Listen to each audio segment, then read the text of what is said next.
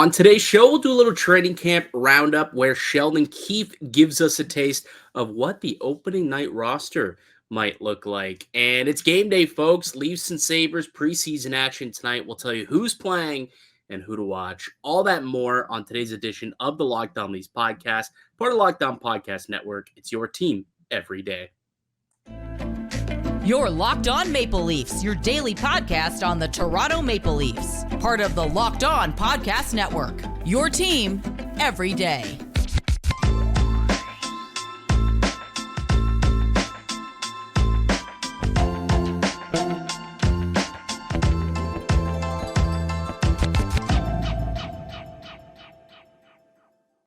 Hello and welcome into the Locked On Leafs podcast, a daily Maple Leaf-centric podcast hosted by myself, Mike DiStefano, and my good pal, Dave Morassutti. What's going on, Dave? How you feeling on a Wednesday?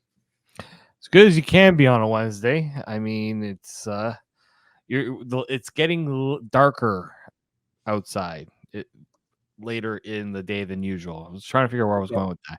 It's getting darker than I expect at this point of the year. So we'll be falling back soon, right? I think we'll gain an hour of sleep pretty soon.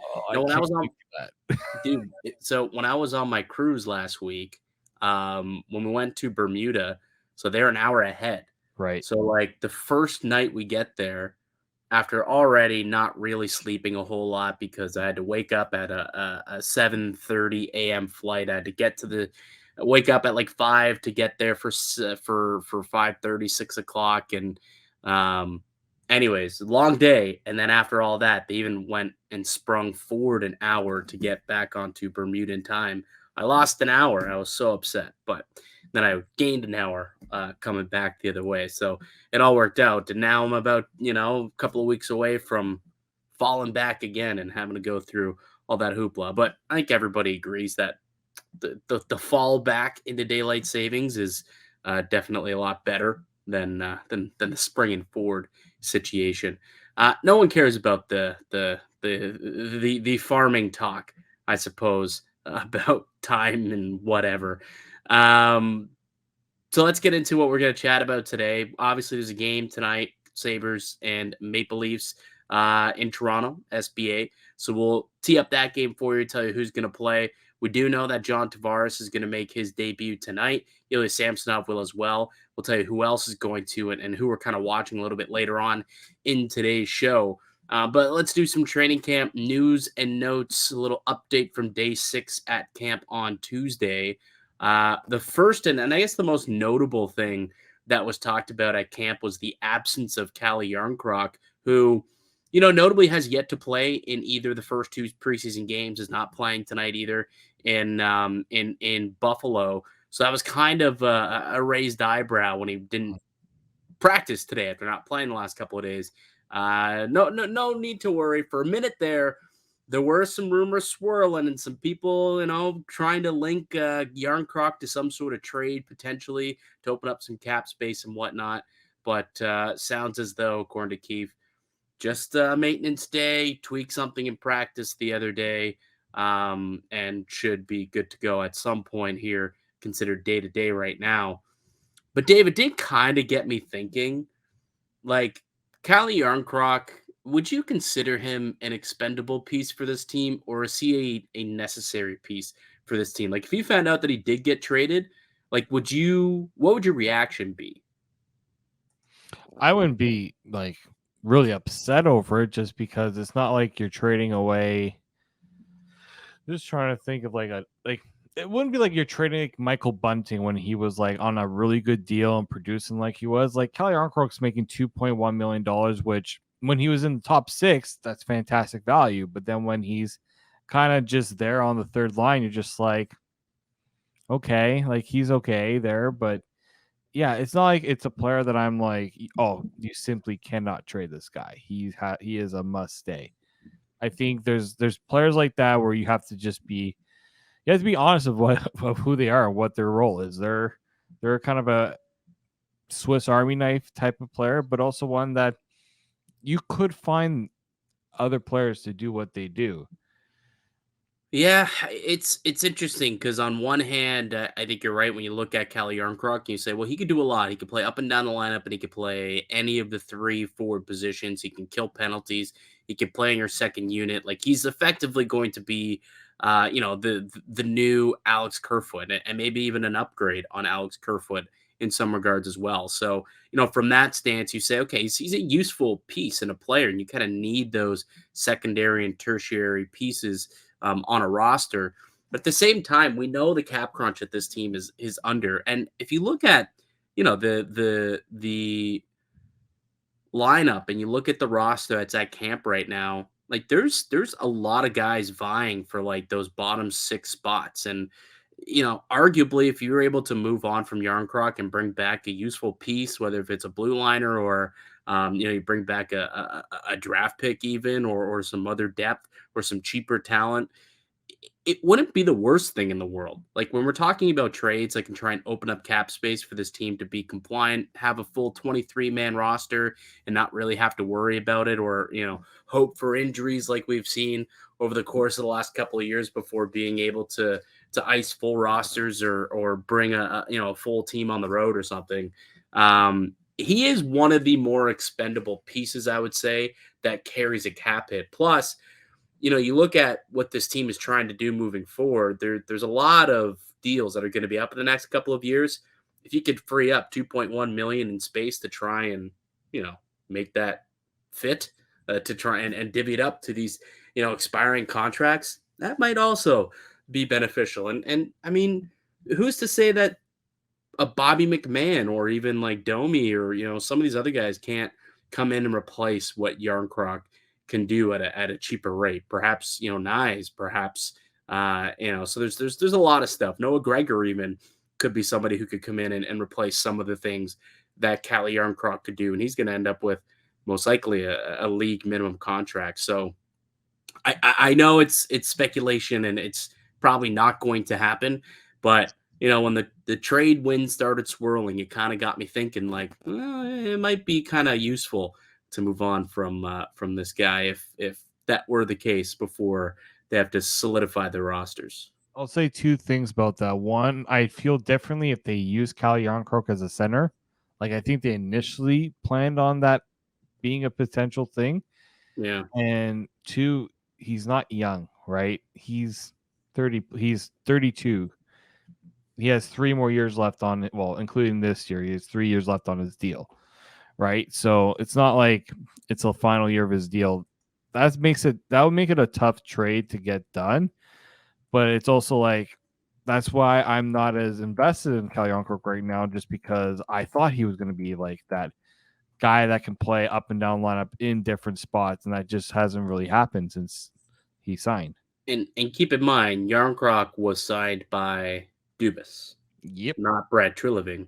In fact, Brad Treliving let him walk to free agency for nothing after acquiring him at the deadline. So, he clearly didn't think that he was worth $2 million, or he probably would have kept him around in Calgary last offseason. Instead, he comes to Toronto and Tree walks back in here and there's old the boy Calido. And so that could play into it as well if they need to create some cap space. That is a player who I think could be on the block at some point, especially with some of these younger players making a push for some top 9 play. Nick Robertson's another guy as well. Bobby McMahon is someone I mentioned too, and he returned to the ice today. That was another development at training camp, is that he returned to the ice. He's not going to play in tonight's game against Buffalo, but I'm sure he'll end up getting a game in here pretty soon once he gets his legs underneath him. But I think Bobby McMahon is another one of those guys who certainly last year when he played prior to getting injured was auditioning to be a part of this team for this upcoming season when he was playing last year. And if it weren't for the injury, or outside of the injury, I thought he did a pretty good job of doing so. So I'm excited to get McMahon back into the fold here, and hopefully we can see him in a game real soon. He's a guy that I know Kyle Dubas had talked about as someone that could step up and make the need to go out and get a bunch of free agents on one-year deals kind of not needed because you have a Bobby McMahon available. I remember watching him in the playoff run for the Marlies, and he was really good, right? Just he hasn't been available. That's been the only knock on him since they signed him. I thought that this is one of those guys could be a diamond in the rough. That if you worked him in properly, he could be a contributor on your team, which is all you could ask for at that rate with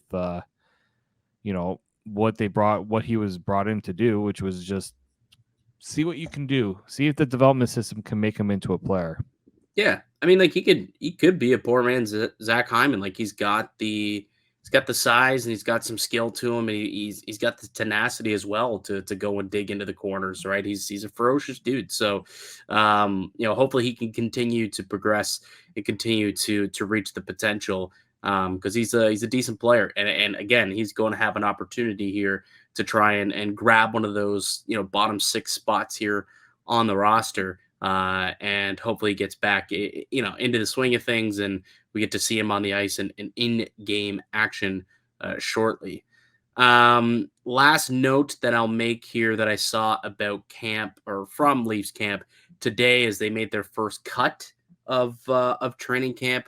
They sent back their draft pick this year, Noah Chadwick, defenseman, back to Lethbridge of the WHL. So they finally made a cut, and it's Noah Chadwick, which means everyone else still remains. And with that, a couple of these guys are going to get another look. Some of these WHL guys or CHL guys are going to get another look tonight against the Buffalo Sabres. In a little bit, we'll tell you who else is going to be playing in that game tonight. We'll give you a few players we're excited to watch in that game as well. But on the other side, we got Sheldon Keefe gave us a little bit of a glimpse into what we might see come opening night. So we'll tell you some of the names that have popped up on our radar when it comes to that. So we'll get to that on the other side. First, I do want to tell you guys about one of our show sponsors. It's a new sponsor that we've got here on the Locked On Network, and it is DoorDash. Need fresh groceries for the week, but don't have the time to go to the store? Try grocery delivery from DoorDash. You'll get everything you want delivered when you need it right to your door. You've trusted DoorDash to deliver your restaurant favorites, and now you can get grocery delivery that actually delivers too. With thousands of grocery stores to choose from, you'll find the best in your neighborhood and boost your local economy with each and every order. You'll get exactly what you ordered, or we'll make it right. So sit back and enjoy quality groceries just like you picked them yourself. Want even more value? You can save on all your groceries and restaurant favorites with a $0 delivery fee on all eligible orders with a Dash Pass membership. With easy substitutions right in the app and best-in-class customer support, DoorDash delivers groceries exactly how you want it. Get 50% off your first DoorDash order up to a $20 value when you use the code LOCKED at checkout. Limited time offer. Terms apply. That's 50% off up to $20. No minimum subtotal and zero delivery fees on your first order when you download the DoorDash app in the App Store and enter the code LOCKED. Don't forget that's code LOCKED for 50% off your first order with DoorDash.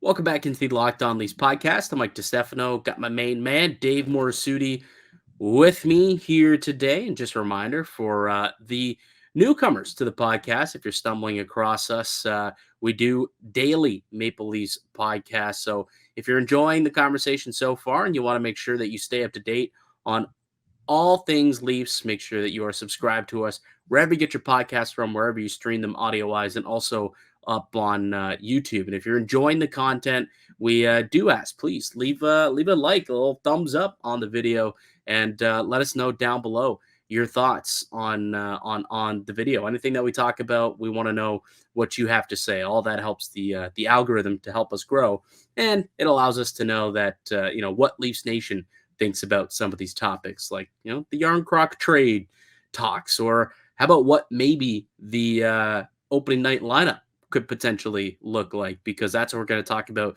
here next, Dave. Interestingly enough, it's pretty early in camp, but Sheldon Keefe broke up Tuesday's ice skating session into two groups as per usual.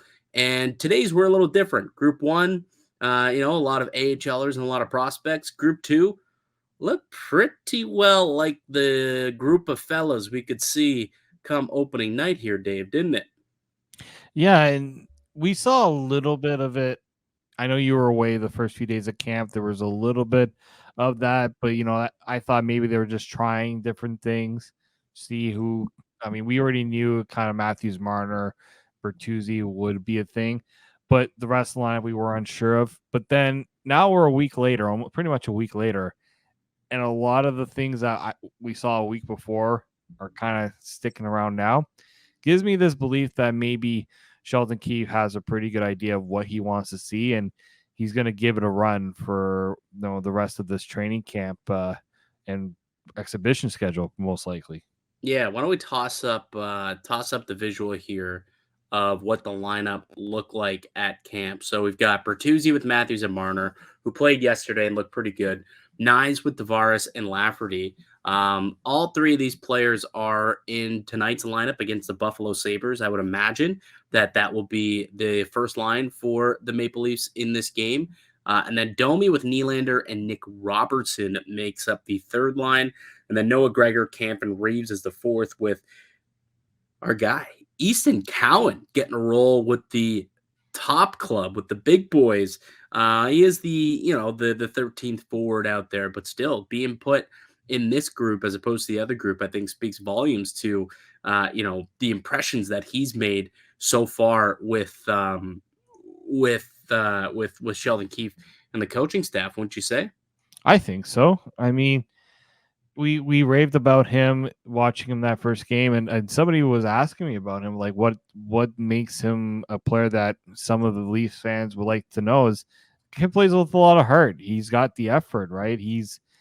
When he's on the ice, he makes his presence known, right? And that deserves a I wouldn't say a promotion, but to be spotlighted. So for him to be with all the NHLers, I think it says something for him, and it helps. It doesn't hurt the confidence when the coaching staff gives him that. Hey, you're looking pretty good. We're going to give you a good run here with a lot of our guys who we think are going to be starting the season with. So I do think it's a nice little omen here for Sheldon Keefe to do that for Easton Cowan, and I just want to see how long does this last for. How long into camp does Easton Cowan last? Because certain guys, they give them one or two games, and then, all right, your junior season is going to be starting soon. You got to get over there. Right.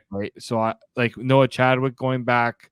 That's because he got to get him ready for, WHL for the WHL season. I'm curious to see how long this Easton Cowan experience lasts. Yeah, and Fraser Mitten. Fraser Mitten's still around too. Both those kids going to be playing in tonight's game against the Buffalo Sabres. Is that going to be the final game that they play? Are they going to be able to earn themselves another look potentially? We'll probably talk a little bit about that in the next segment a little later on, so I won't spoil the goods or the talking points there.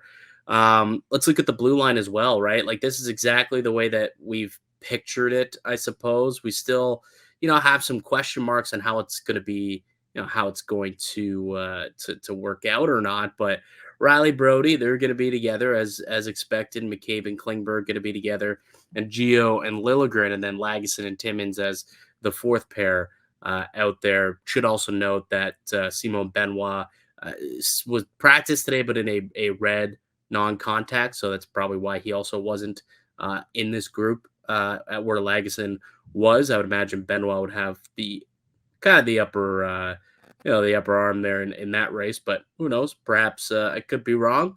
But that's what the blue line looks like. And then obviously Samsonov and Joe Woll. It was the goaltender alongside Samsonov, not Martin Jones, which isn't a big surprise, obviously, but definitely goes to show that Joe Woll is looked at as the team's number 2, and Marty Jones is the number 3. Yeah, and I know with the gaming and centers that Joseph Woll allowed 3 goals in the first period, but didn't really have a good chance on a lot of those goals. Wasn't really great defending in front of him. So if anyone's wondering about the whole Martin Jones, Joseph Woll thing, that's why I think of that. But yeah, the blue line, the blue line was set in stone pretty much when John Klinger was the only move made, right? Yeah, legitimately. It's like, What? okay, well, that's what you're gonna have. You're gonna have Riley Brody back together, McCabe Klingberg, and Gio Liljegren. The only other thing that I thought maybe could make a little bit of sense was if you put McCabe and Brody together, Liljegren and Riley together, and then Gio and Klingberg. But I mean, this probably will be just work out probably a little better, just as much, I guess. But yeah. Right. So Okay. like if I know people aren't too crazy about the defense, the only way that gets changed is if a significant piece is moved out, right? Whether that be a Brody, whether that be, I mean, Giordano, you can just put him on waivers if he's not doing well, right? Like Yeah. that's kind of where they're at there. Jarnkrok Right? could move out Jarnkrok. If you want to make, like you have, the only way you're really going to be able to make room, you can't look at the defense and cut back. Like if you move a player if someone gets injured, knock on wood, someone gets injured on this blue line right now, you're seeing what the next man up looks like. It's quite bleak, right? Like it's Legason, Timmins, and obviously Simone Benoit when he's healthy. Well, like you look at that top pair. Like if Riley or Brody go down, it's gonna be dicey, real dicey. But then again, we got the same thing last year, Dave, and guys stepped up around him, right? Like think back to that stretch that they had in December when they missed those guys. I think it was like 13 games without the both of them, and it was actually like the best defensive stretch that team had all season, funny enough, led by Giordano and Justin Hall. It was because the forwards, they helped support and they knew they had to. And I think that's going to have to be the case this year as well. Everyone looks at the blue line and says, they didn't get better. The blue line didn't get any better. But what they did do is they got more responsible forwards, I think, this year. Like Bertuzzi, he'll back check and he can be responsible in his own end, right? You've got Lafferty playing up, in a higher role a little bit. So they've got some guys who maybe can come back. Noah Gregor, if he makes the team, which I expect him to, is a guy who can defend a little bit. Camp, obviously. So, they've got some guys here who can play forward and help support these guys defensively. And by putting Nylander down the middle, you're kind of forcing him to come back and help as well.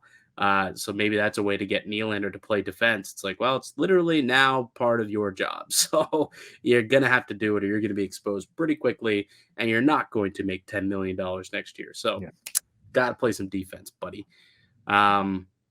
Yeah, I don't know why. That was just a random rant, I suppose, I decided to go on, but I don't really know where to go from there, I suppose. But yeah, we'll see what ends up happening if this is indeed going to be the opening night roster. Obviously, Jarnkrok is missing, who probably would be, where Easton Cowan would be the guy to fall out there, potentially, in place for Robertson or Lafferty. Maybe you move some things around. Ryan Reeves would be awesome, but I don't see that happening, unfortunately. But yeah, we'll see. But it's just kind of first little taste of what the Leafs roster could look like come opening night and what it could look like if everyone stays or remains healthy. Just a peek into what's going on in Sheldon Keefe's brain. All right, we'll take one more quick break here, Dave. When we get back, let's tee up tonight's game, Leafs and Sabres. We'll see the captain, John Tavares, make his debut tonight. Samsonov starting in goal. So we know that those two are going to play. Who else is set to play tonight? Well, we'll take a look at the roster, tell you all about it, and give you a couple of players that we are going to be keeping an eyeball on. So we'll do that on the other side. I'm Mike DiStefano with Dave Morassutti. You're listening to Locked On Leafs podcast, part of Locked On Podcast Network. It's your team every day. Welcome back into the Locked On Leafs podcast. It's Mike DiStefano and Dave Morassutti. We got a game tonight, Dave. The third one of the preseason schedule for the Toronto Maple Leafs. And we haven't seen the captain play yet. John Tavares didn't play in the first two games. Will make his debut tonight. Skated with Matthew Nyes and Lafferty in practice today.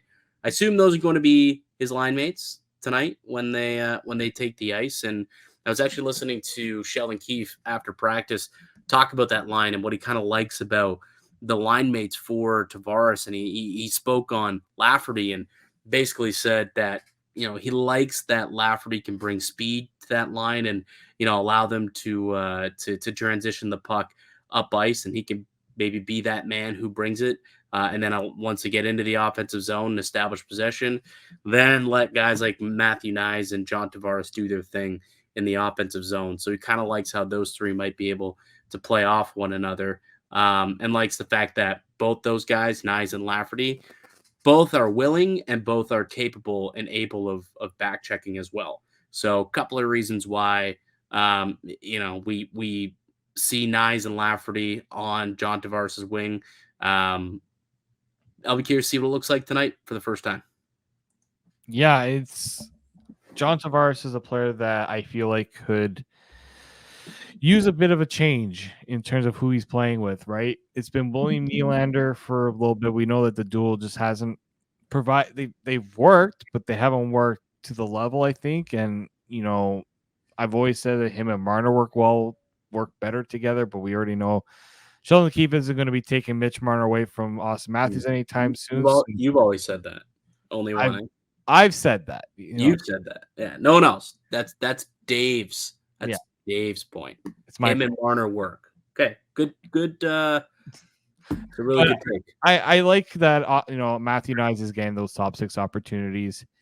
And I had a conversation with if you didn't listen to it, I was on Hopside Hockey Talk, and we were talking about pun intended. We were talking about Sam Lafferty, and the guys kind of were wondering, is this a player that's with the roster crunch, and could he lose out on an opportunity because if Bobby McMahon looks better than Sam Lafferty, what does Sam Lafferty's future kind of look like? It's tough because Sam Lafferty is an everyday has been an everyday NHLer.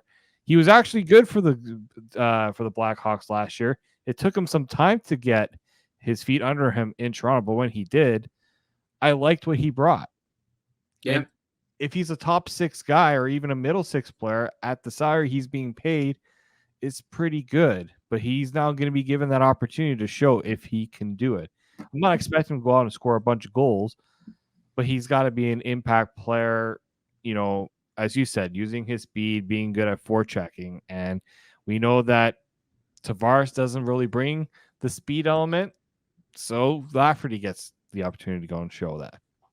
Yeah, exactly. So, I think that Lafferty is going to be on this roster. I don't think he's going to lose out because he kind of can kill penalties. He is he'll throw his body around for sure. He's always up there in terms of hits. I think he registered over 100 hits last year, and we know that's what they're looking to do more of this season, right? Show a little bit more snot, as Brad Treliving says, and Lafferty can do that. Whether it's second, third, fourth line, wherever it may be, I still believe that there's a spot in the lineup every night for a guy like that.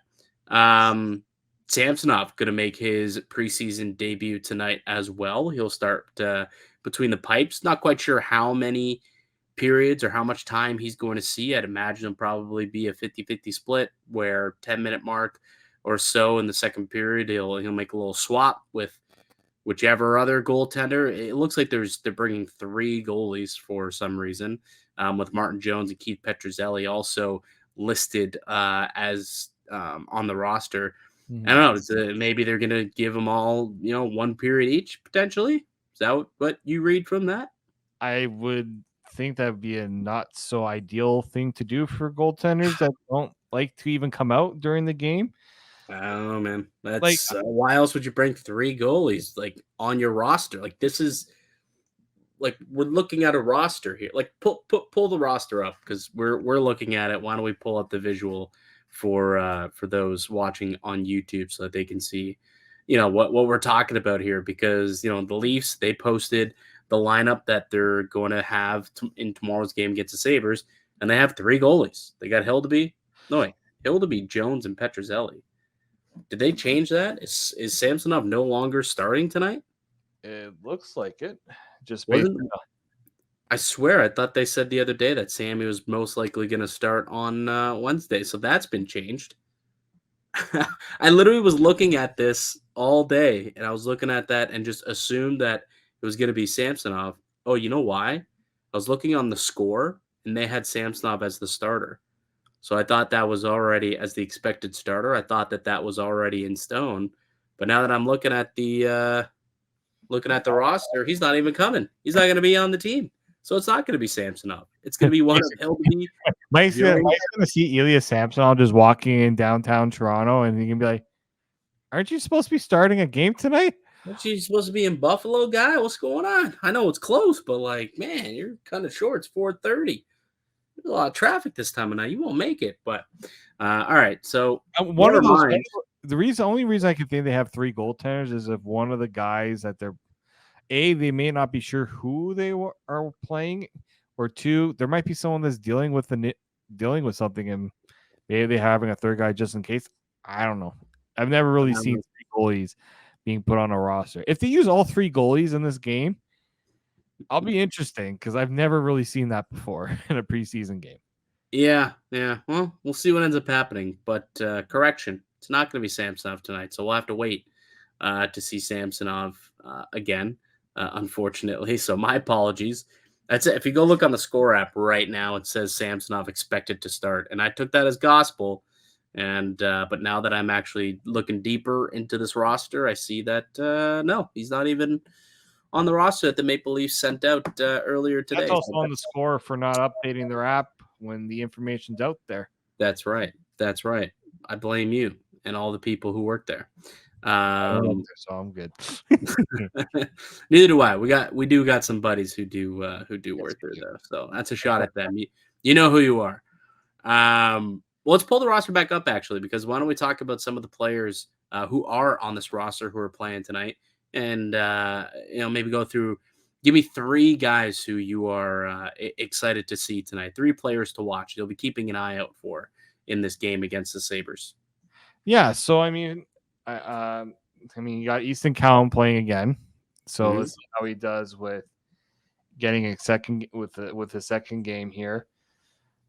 I mean, John Tavares. I wouldn't even say John Tavares. Fraser Minton will be the other guy for me.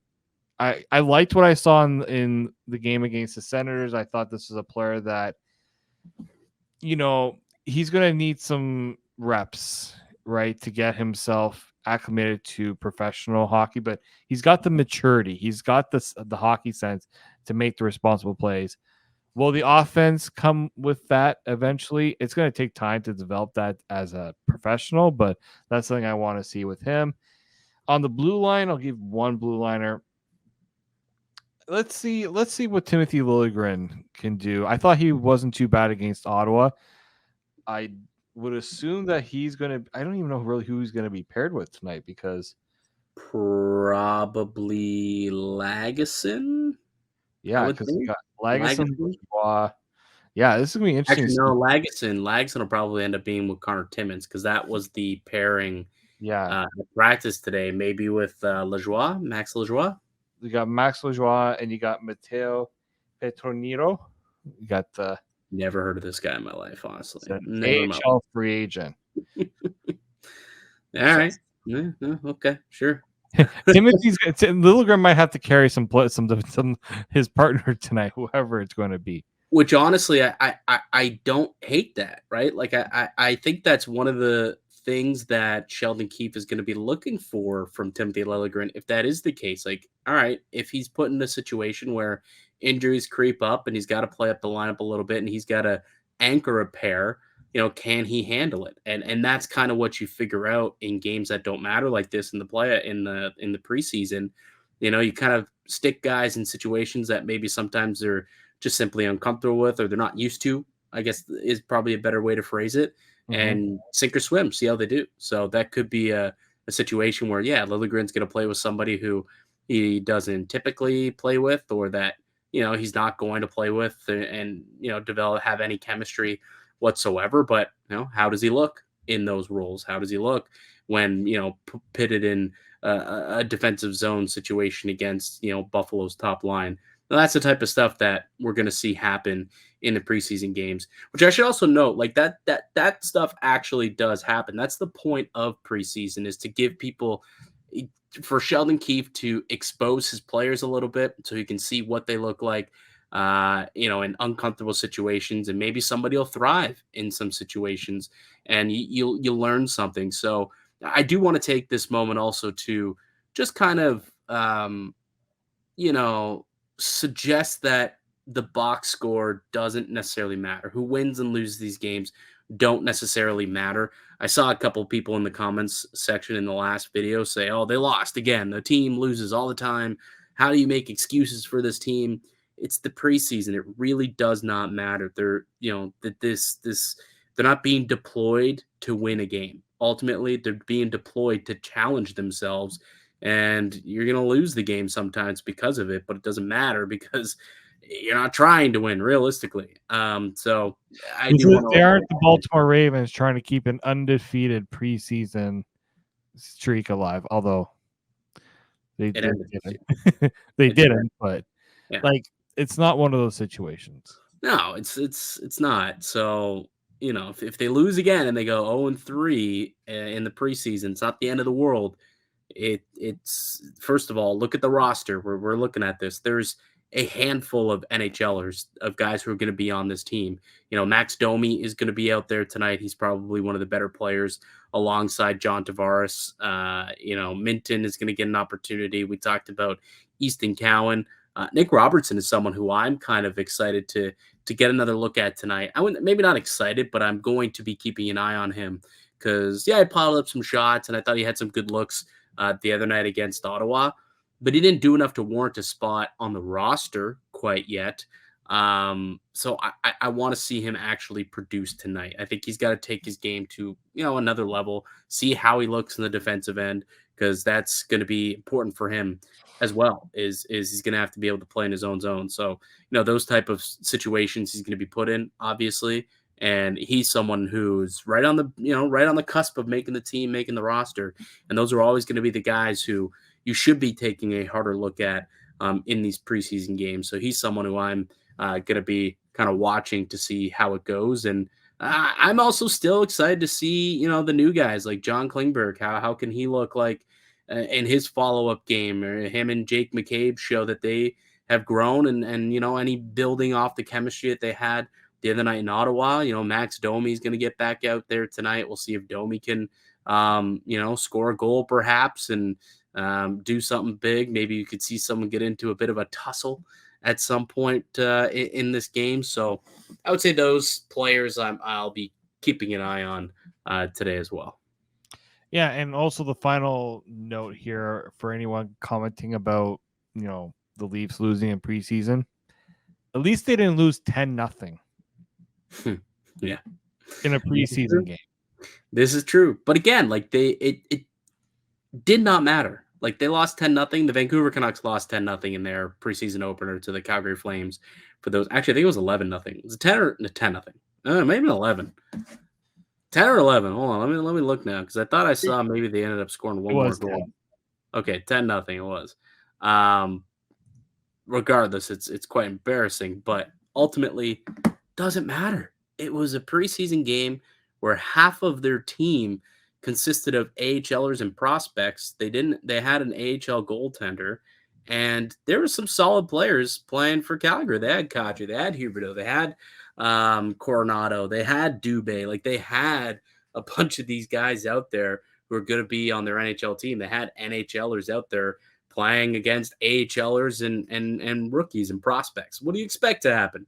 Like, this is why there are tiers to hockey where you have CHL and, AHL, and there's a reason for it, because the guys who are in the NHL, your Kadris, your Huberdeaus, your Jacob Markstroms, who was in net for 2 periods of this game, are better players.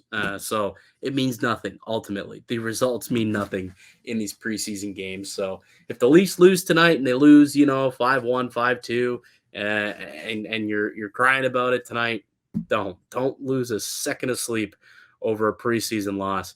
No, unless someone gets injured that you don't want to see get injured. Knock on wood, happen. Yes, 100%. That you could lose some sleep if John Tavares comes up injured tonight. That's probably worth it, or Klingberg or McCabe, one of those guys. But that being said, um, should be a good game because I think the Buffalo Sabres are going to be a better team this year, just in general. And we're going to get the first glimpse of what some of their players are going to be looking like. We'll see some of their young prospects, and probably going to get some of their NHLers as well, as it's going to be a game for them to test and see what they got. So, looking forward to the game as per usual. I believe it's a 7:00 puck drop at Scotiabank Arena. No, I think this one is in Buffalo. Everything on the score is just wrong today. No, it's in Toronto. Oh, it's in Toronto? Yes. Okay, I misheard the person then doing the addressing. Actually, no. This is the one they're playing in St. Thomas. It's a home game for the Leafs, but they're playing it at the Joe Thornton Community Center. Yes, that's what that. So I was technically right. It's not in Toronto, but it's not in Buffalo either. Right. You were kind of right. wrong. Yeah, I knew they're the home team. Joe Thornton has his own arena named after him in St. Thomas. That's awesome. I mean, how much money do you think? What was that? How much money do you think he had to pay to get the naming rights to that arena? I don't think he probably had to pay that much. He probably made a contribution to the arena. Absolutely, he made a contribution. But who else are you going to be giving that honor to in St. Thomas? Yeah. I don't know any other NHLers that have come. Kelly Campbell. Give it to Kelly Campbell. I'm pretty sure she was from St. Thomas. She was the goaltender for Western when I was there. She's phenomenal. I thought she was going to be like an Olympic goaltender.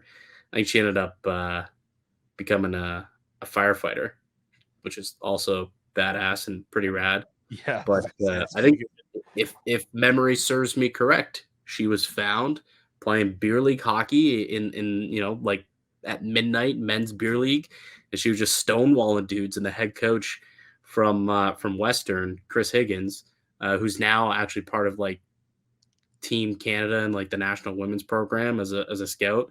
Apparently, he stumbled upon her and was like, "Do you want to come play for me at Western?" And she was like, "Yeah, sure."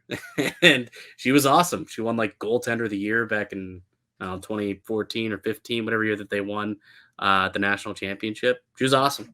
And I'm pretty sure she's also from St. Thomas. So pretty good company, if you ask me, with Joe Thornton and Kelly Campbell. Not too shabby. Yeah, not too shabby. All right. Anything else you want to mention before we jet here, Dave? No, I think we got a lot of that off our chest. Yeah, we certainly did. Certainly did. Just making sure that I've got nothing else that I had written down that I wanted to talk about. I don't think I do. So yeah, we can end this bad boy right here. So I'll do it for us here today on the podcast. I'd like to thank you all for listening and supporting the show. You can subscribe to the Locked On Leafs podcast on all podcast platforms and receive daily Leafs content. Follow myself on Twitter at Mickey_Canuck. Follow Dave at D_Morassutti. Follow the show as well at Locked On Leafs. Go ahead, smash that like button. Like, and leave a comment down below your thoughts. How the Leafs going to do tonight? Do you think? Give us who's going to score the first goal for Toronto. Let us know in the comment section down below. Who do you got? Who you got, Dave? Look at that list. Who's going to score the first goal for Toronto? Easton Cowan. Book it. Ooh, I like it. You got Easton Cowan. I'm going to give you Nicky Bobby. I think Nicky Bobby, he's got to score tonight if he wants to put himself back into the conversation to make this roster opening night. I think Nicky Bobby's got to start converting some goals. I think he gets one tonight, gets one early, going with Nicholas Robertson. All right, we'll be back with another episode for y'all tomorrow to recap the game against the Sabres. But until then, keep it locked right here on Locked On Leafs.